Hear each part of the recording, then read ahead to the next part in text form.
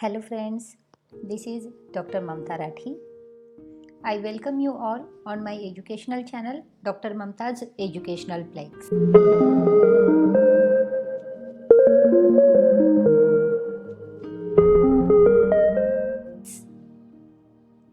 Friends, today in this video we will discuss about MCQ questions on financial accounting.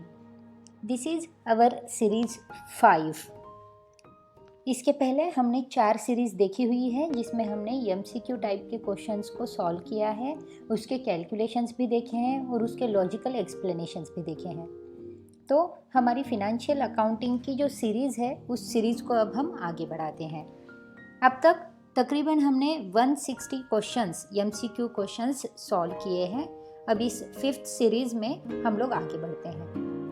अगर आप मेरे चारों series को पहले वाले जो देखना चाहते हैं तो डिस्क्रिप्शन बॉक्स में उसकी लिंक दी गई है, उन लिंक पर जाकर आप उन सीरीज़ को देख सकते हैं और वहाँ पर वो MCQs हैं उन्हें आप सॉल्व कर सकते हैं और उसी के साथ साथ उसके लॉजिकल जो एक्सप्लेनेशन है उसे भी सुन सकते हैं। तो चलिए आज की हमारी 5th सीरीज़ से हम लोग शुरू करते हैं। इसमें हम फिनेंशियल अकाउंटिंग के MCQs देख रहे हैं with proper explanations. Question 161. The capital of the proprietor increases when the business makes dash. Proprietor का कैपिटल कब इंक्रीज होता है? जब हमारा बिजनेस रेवेन्यू करता है, इनकम करता है, लॉस करता है या प्रॉफिट करता है। तो बिजनेस जब कभी भी प्रॉफिट करेगा तो हमारा कैपिटल लेवल है वो बढ़ जाएगा। तो हमारा सही ऑप्शन है option D. Next question, the balance sheet is dash dash and not dash dash. अब बैलेंस शीट जो है वो एक स्टेटमेंट है ना कि एक अकाउंट।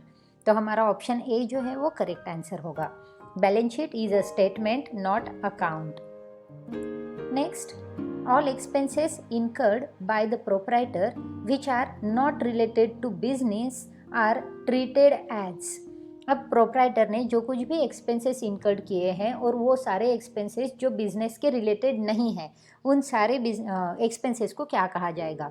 तो प्रोप्राइटर जब कभी भी कुछ एक्सपेंसेस इनकर्ड करता है जो कि बिजनेस पर्पस के लिए नहीं है तो उन सब बिजनेसेस को ड्राइंग कहा जाता है क्योंकि वो विड्रॉल्स होते हैं। तो हमारा सही ऑप्शन आएगा option B. Next, excess of debit over credit in profit and loss account represents a dash dash, net profit, net loss, gross profit, gross loss। अब जब हमारी प्रॉफिट एंड लॉस अकाउंट में हमारी डेबिट साइड एक्सेस हो जाती है हमारी credit side से ज़्यादा तो क्या होगा? यानी कि हमारी डेबिट साइड ज़्यादा है और क्रेडिट साइड कम है तो हमें लॉस होगा। तो हमारा ऑप्शन आएगा net loss. Option B is the correct answer. Next question, properties and possessions of business are termed as dash, assets, liabilities, profit, loss। तो हमारी बिजनेस की जो भी प्रॉपर्टीज़ होती है या फिर हम बिजनेस में जो कुछ भी पोजेशंस लेते हैं उन सबको हम एसेट के नाम से जानते हैं। तो option A is the correct answer. Carriage inward is transferred to the dash account whereas carriage outward is transferred to dash account. दोस्तों ये सेम क्वेश्चन हम लोगों ने घुमा के हम देखा था हमारी सीरीज़ 4 में। तो सीरीज़ 4 में सेम क्वेश्चन था कि कोई कैरेज आउटवर्ड जो है वो कौन सी अकाउंट का है। तभी भी मैंने आपको कहा था कि कैरेज इनवर्ड जो है वो ट्रेडिंग अकाउंट को ट्रांसफ़र होता है और कैरेज आउटवर्ड जो है वो प्रॉफिट एंड लॉस को ट्रांसफ़र होता है। तो हमारे पास ऑप्शन है option A is the correct answer. Next question है, an expense payable account will show a dash balance and will be shown on dash side of balance sheet। अब expense payable account है। Expense payable account का कौन सा balance है जो कि balance sheet में दिखाई देता है? यानी कि अब expense payable account will show a dash balance and will be shown on the dash side of balance sheet. तो हमें पता है कि एक्सपेंसेस पेएबल अगर क्रेडिट साइड पे हो तो वो लाइबिलिटी साइड पर बताए जाते हैं। तो ऑप्शन ए जो है वो करेक्ट आंसर आता है। नेक्स्ट क्वेश्चन है, prepaid expenses appearing in trial balance will appear in balance sheet. अब ट्रायल बैलेंस में अगर प्रीपेड एक्सपेंसेस दिखाए गए हैं तो वो कहाँ पर ट्रांसफ़र होंगे? तो जनरली बैलेंस शीट में हम हमारे प्रीपेड एक्सपेंसेस जो होते हैं उन्हें हम ट्रांसफ़र कर देते हैं या बैलेंस शीट में वो प्रीपेड एक्सपेंसेस की जो अमाउंट होती है वो लिखी जाती है। तो हमारा जो आंसर होगा वो होगा बैलेंस शीट। तो हमारा ऑप्शन सी जो है वो है हमारा correct answer, balance sheet. Prepaid expenses are appeared in the balance sheet only. अब हमारा नेक्स्ट क्वेश्चन है, a gross profit is transferred to the dash side of profit and loss account. अब जैसे कि ग्रॉस प्रॉफिट की हम बात कर रहे हैं तो gross profit is a income for our business, और हमारी जो इनकम होती है वो प्रॉफिट एंड लॉस अकाउंट के क्रेडिट साइड पर हम उसे लिखते हैं। तो प्रॉफिट एंड लॉस अकाउंट के क्रेडिट साइड पर हमारी इनकम लिखी जाएगी। नेक्स्ट क्वेश्चन है, if the opening and closing stock is ₹20,000 each, purchases are ₹50,000, manufacturing expenses are ₹10,000 and sales ₹90,000, then the gross profit will be dash। अब इस question के लिए भी हमें एक फॉर्मूला यूज़ करना पड़ेगा। यहाँ पर हमें सारी इन्फॉर्मेशन दी गई है, अब हमें ग्रॉस प्रॉफिट निकालना है। तो अब ग्रॉस प्रॉफिट का फॉर्मूला है, gross profit is equal to sales minus cost of goods sold. अब कॉस्ट ऑफ गुड्स सोल्ड हमें पहले निकालना होगा, तो हम लोग कैलकुलेट करते हैं cost of goods sold. Cost of goods sold is equal to opening stock plus purchases plus manufacturing expenses minus closing stock. तो ओपनिंग स्टॉक है 20,000 plus purchases 50,000 plus manufacturing expenses 10,000 minus closing stock 20,000। तो 20, 50 and 10 is equal to 80,000 minus closing stock 60,000। तो cost of goods sold की amount जो आएगी हमारी 80,000 minus 20,000 is equal to 60,000। तो cost of goods अब हमारे पास है। अब हम ग्रॉस प्रॉफिट का फॉर्मूला यूज़ करेंगे। Gross profit is equal to sales minus cost of goods sold. Sales 90,000 minus cost of goods sold 60,000 is equal to 30,000। तो हमारा आंसर आएगा 30,000। Option C is the correct answer. Next question, which one is capital loss? Interest paid on debentures, redemption of debentures at par, underwriting commission, none of these. इनमें से कौन सा capital loss है? तो इनमें से under writing commission जो है वो कैपिटल लॉस होता है। Option C is the correct answer.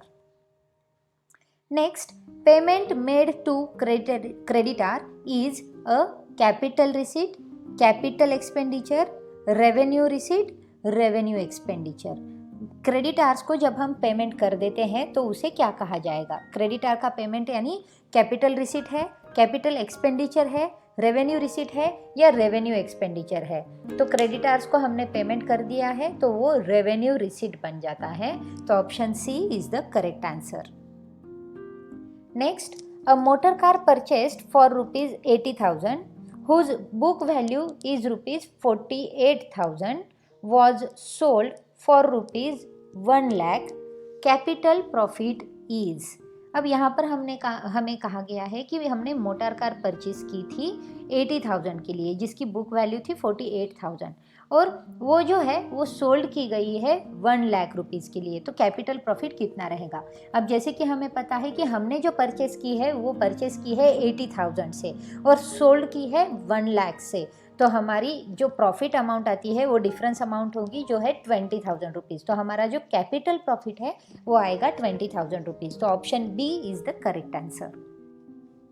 Next, wages paid on repairs of old furniture account. ये अब ओल्ड फर्नीचर अकाउंट पर अगर हम वेजेस पेड करते हैं तो वो कौन सी अकाउंट को ट्रांसफ़र होगा? Furniture account, cash account, wages account, owners account. तो हम फर्नीचर पर रिपेयर्स दे रहे हैं तो ये फर्नीचर का एक्सपेंडिचर हुआ।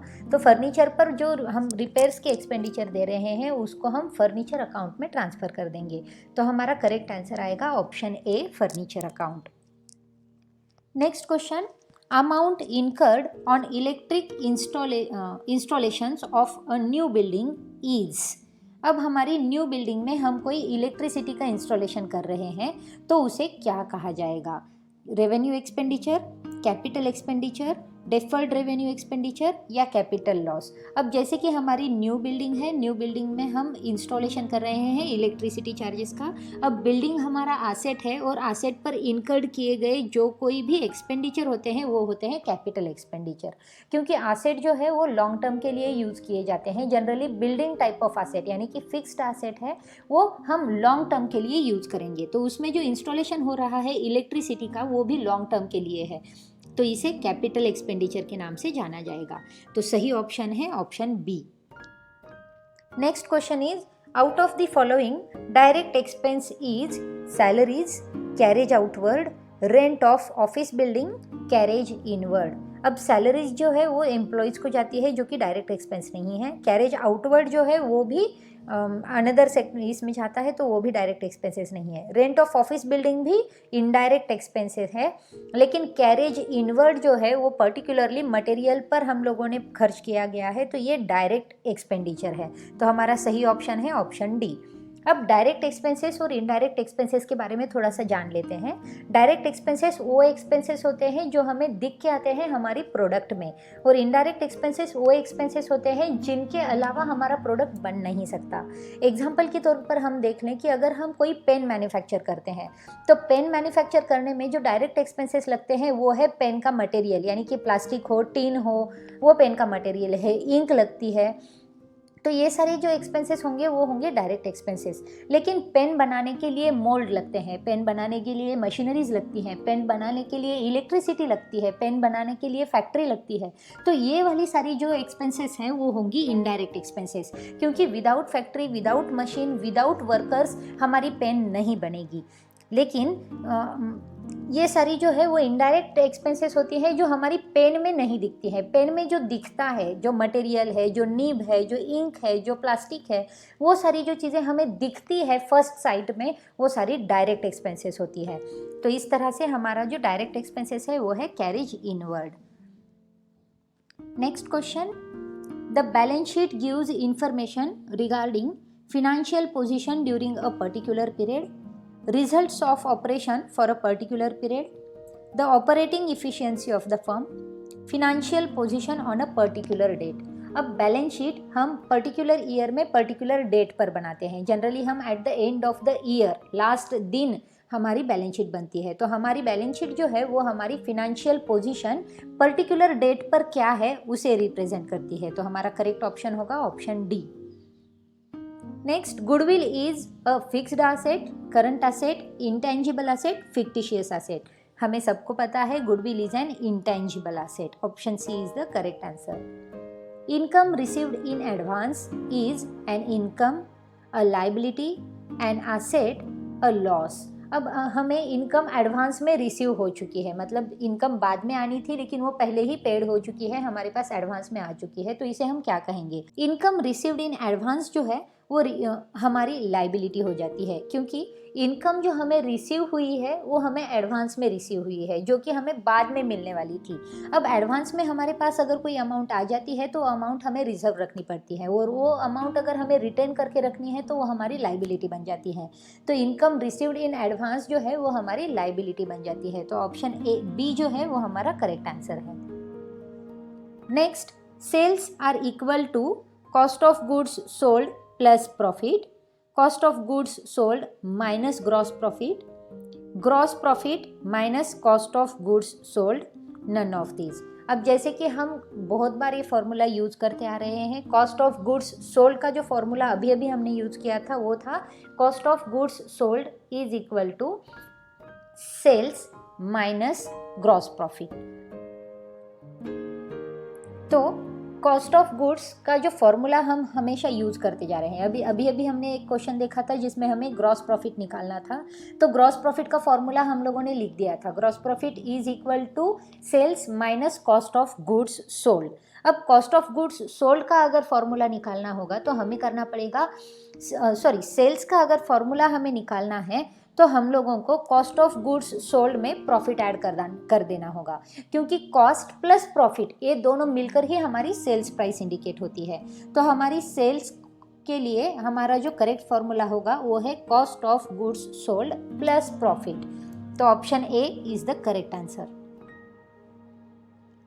Next question, cash purchases are entered in the cash account, cash book, purchase book, sales book. अब हम जब परचेसेस करते हैं उसके लिए कैश पेमेंट कर देते हैं तो वो सारे कैश बुक में रिकॉर्ड किए जाते हैं। तो हमारा करेक्ट आंसर होगा कैश बुक, ऑप्शन बी।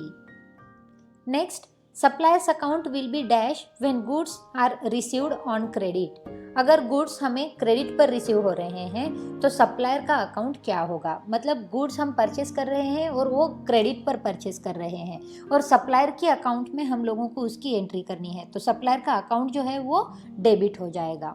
जैसे ही हम पैसे पेड करेंगे तो सप्लायर का अकाउंट क्रेडिट बन जाएगा। तो option A is the correct option.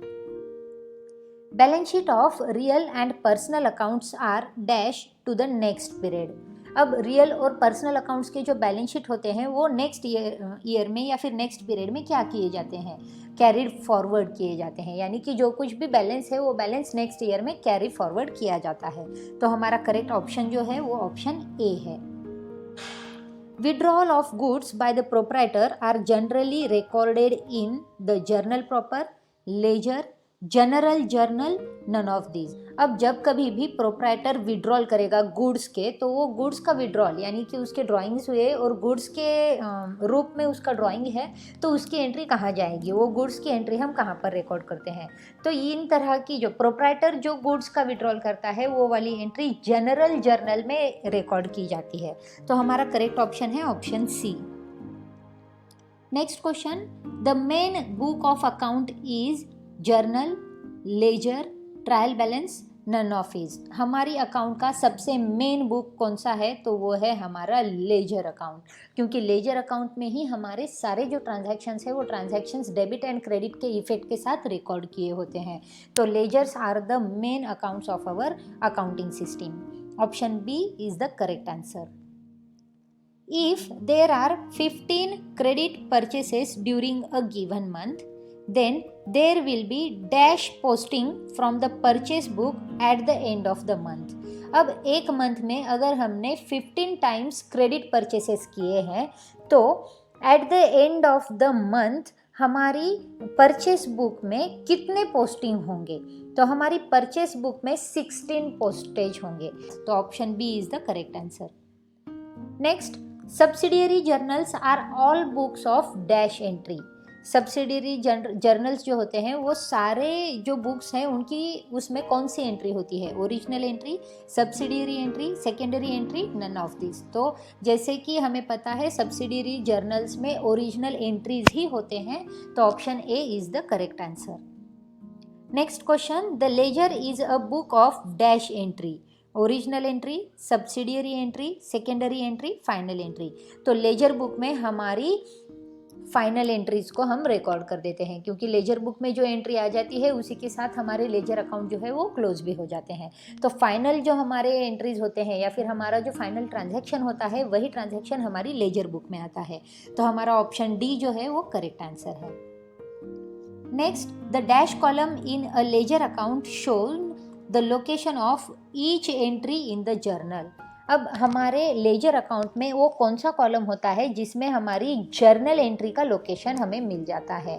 तो वो होता है जर्नल फोलियो नंबर। तो हमारा ऑप्शन ए जो है वो करेक्ट आंसर है। जैसे कि हम लेजर का फॉर्मेट देखें तो लेजर में 2 साइड्स होते हैं, debit side and credit side, और हमारा जो फॉर्मेट बनता है वो इस तरह से date, particulars, journal folio number, amount, और क्रेडिट साइड में भी date, particulars, journal folio number and amount. तो इस तरह से हमारा जो जर्नल फोलियो नंबर होता है वो नंबर हमारी जर्नल एंट्री का लोकेशन बताता है। तो option A is the correct option.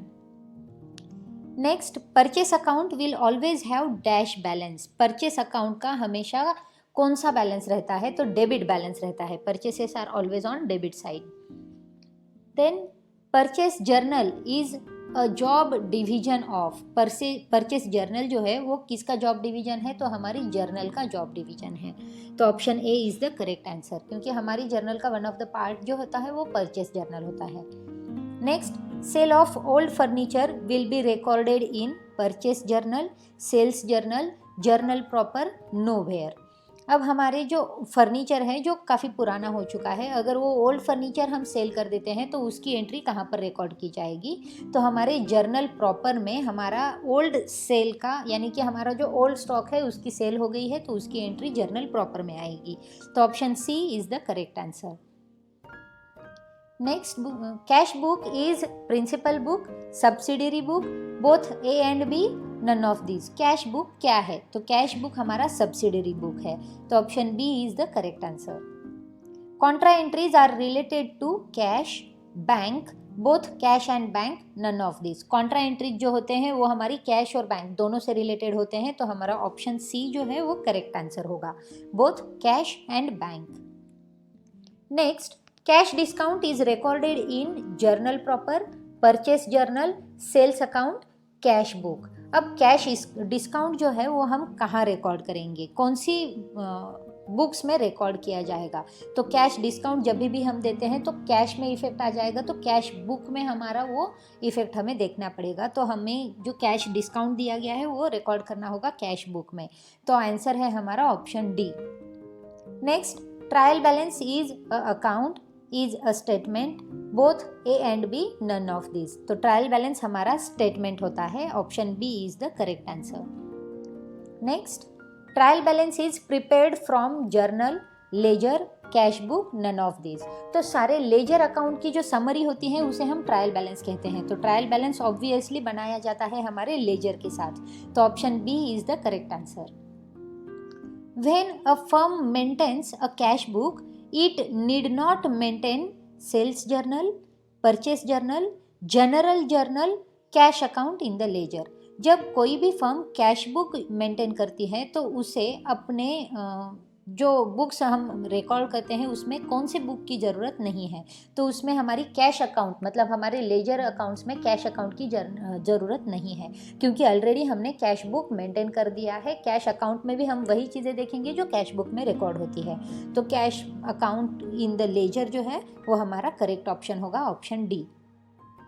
Next question, the credit balance of bank account indicates balance in bank, amount payable by the bank, amount payable to the bank, none of these।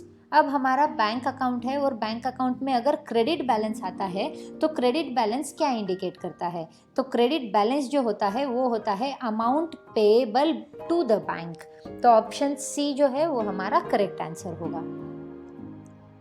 Next question, the debit balance in nominal account shows. Nominal account में debit balance क्या show करता है? तो हमें पता है nominal account expenses के related है, तो वहाँ पर जो डेबिट बैलेंस होता है वो एक्सपेंसेस को शो करता है, तो option B is the correct answer. तो दोस्तों, इस तरह से हमने इस सीरीज़ में 200 MCQ क्वेश्चंस को कंप्लीट कर दिया है। सभी क्वेश्चंस का जस्टिफिकेशन भी मैंने दिया है कि कौन सा ऑप्शन करेक्ट है और वो क्यों करेक्ट है। दोस्तों, सारी सीरीज़ को आप अच्छे से पढ़िए, आपके जो भी सारे फ्रेंड्स हैं उन सारे फ्रेंड्स के साथ ये सारी सीरीज़ को शेयर कीजिए। अगर आपने मेरी चैनल को अब तक सब्सक्राइब नहीं किया है तो मेरी चैनल को सब्सक्राइब कीजिए और साथ ही साथ बेल आइकन को प्रेस कीजिए ताकि मेरे जो नए वीडियोस के नोटिफिकेशन है वो आपको सबसे पहले मिल सकें। तो दोस्तों, हमारी फिनेंशियल अकाउंटिंग की ये 5th सीरीज़ थी। एक और सीरीज़ है 6th सीरीज़ जो कि हमारी फिनेंशियल अकाउंटिंग की लास्ट सीरीज़ है, तो हम लोग उस सीरीज़ में जल्द ही मिलेंगे। तब तक के लिए सारी सीरीज़ को देखते रहिए, स्टडी करते रहिए और अपने दोस्तों के साथ शेयर करते रहिए। Thank you.